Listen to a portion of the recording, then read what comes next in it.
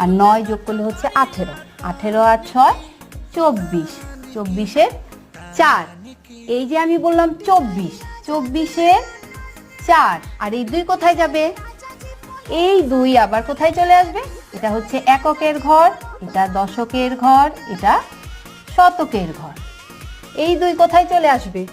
সেই দশকের ঘরে চলে আসবে। তাহলে এখানে আমি যোগ করি 5 আর একে 3, 3 3 6, 6-এর সাথে এই 2 যোগ করলে কত হবে? 6 7 8।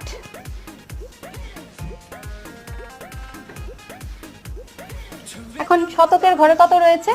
4 আর 2, 4 আর 2 যোগ করলে কত হবে? 4 5 6। তাহলে এটার উত্তর হচ্ছে কত? লিখতে পারি 684, 684। আমরা